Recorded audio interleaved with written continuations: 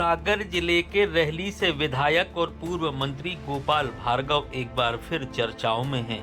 दरअसल उन्होंने सागर में आयोजित ब्राह्मण समाज की पत्रिका विमोचन और मेधावी छात्रों के सम्मान कार्यक्रम के दौरान ब्राह्मण समाज को लेकर कुछ ऐसी बातें कह दी जो चर्चा का विषय बन गईं। पूर्व मंत्री गोपाल भार्गव ने कहा कि वर्तमान में राजनीतिक दल और संगठन ब्राह्मणों को दबाने और उन्हें हाशिए पर लाने में लगे हैं। उन्होंने आगे कहा कि ब्राह्मण समाज सभी की आंखों में खटक रहा है। कभी हमें मार देने की बात होती है तो कभी हमें दबाने की कोशिश की जाती है। उन्होंने कहा कि अब समय आ गया है जब ब्राह्मण समाज को एकजुट होना पड़ेगा। समाज को संगठित होकर अपने हक और सम्मान की लड़ाई लड़नी होगी। गोपाल भार्गव ने अतीत की राजनीति का जिक्र करते हुए कहा कि पहले मुख्यमंत्री हमारे होते थे, अधिकारी हमारे होते थे और आधी से ज़्यादा कैबिनेट ब्राह्मण समाज से आती थी, लेकिन आज स्थिति यह है कि गिने चुने लोग ही बचे हैं। यह स्थिति चिंताजनक है और इस पर गंभीर मंथन की आवश्यकता है।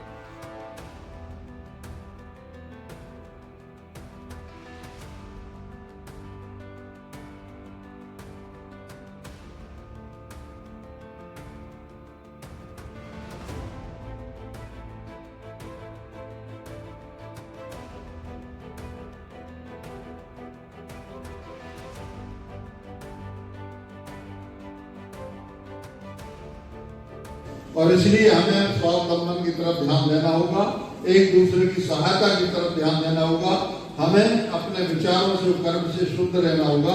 तो मैं मान के चलता हूँ कि हम अपना वही वैभव जो प्राचीन काल में था उसके लिए प्राप्त कर सकते हैं। अन्यथा देश की परिस्थितियां दिन दूनी रात चौड़ी विचित्र प्रकार की हो रही हैं और इनमें मैं जहां तक देख रहा हूँ तमाम प्रकार के संगठन जितने भी लोग हैं उनके लिए एक ही लक्ष्य, एक ही टारगेट है कि ब्राह्मण के लिए मारो, ब्राह्मण के लिए नीचे करो, ब्राह्मण के लिए डाउन कर दो, इसके लिए इससे बदला ले लो, किसी भी प्रकार से लो, शासकीय किसी भी तरीके से। मैं क्या चलता हूँ यदि संगठन में शक्ति होगी, हम सब एक होंगे तो कोई भी हमें छुपा नहीं सकता, चाहे उसकी बल संख्या बल कितना नहीं।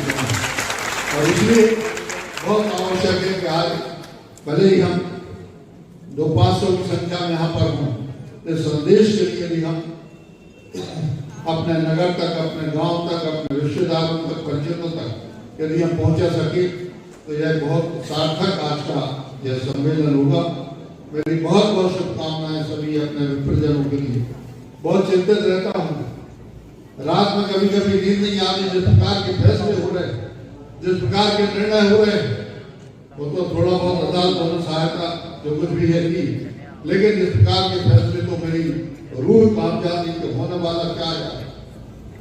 अब बचा क्या है, हम ये क्या एक पैसे के बराबर बचे हैं तो क्या हमारे लिए मार दिया जाए? क्या अभी हम ही खटक रहे हैं सबकी नजरों में? कोई भी हो, इसके लिए बहुत जरूरी है कि हम संगठित हो जाएं, अन्यथा इतिहास हमें माफ नहीं करेगा, हमारी पीढ़ियां हमें माफ नहीं करेगी। यही हमारे पुराने लोग जो थे, कभी हाई कोर्ट सुप्रीम कोर्ट के सारे जज हमारे होते थे, सेक्रेटरी हमारे होते थे, आधे राज्यों के चीफ मिनिस्टर हमारे होते थे, गवर्नर हमारे होते थे, केंद्रीय सरकार में आधी कैबिनेट हमारी होती थी। लेकिन आज की तारीख में अनेक लोग बचे, क्या राज्य में हम या केंद्र में कहीं। और जब ये लोग राजनीति में रहेंगे तो वो आपके बारे में कभी नहीं सोच सकते। वह अपनी समाज के बारे में सोचेंगे, वह अपने हितों के बारे में सोचेंगे। हमारे हित के बारे में सोचने वाले भी कुछ लोग वहां पहुंचे। इसलिए संगठन, चाहे वो किसी पार्टी से हो चाहे कुछ भी हो, लेकिन हमें संगठन यदि हमने मजबूत कर लिया तो पार्टियां हमारे सामने नतमस्तक होंगी, अन्यथा हमें उनके सामने नतमस्तक होना होगा।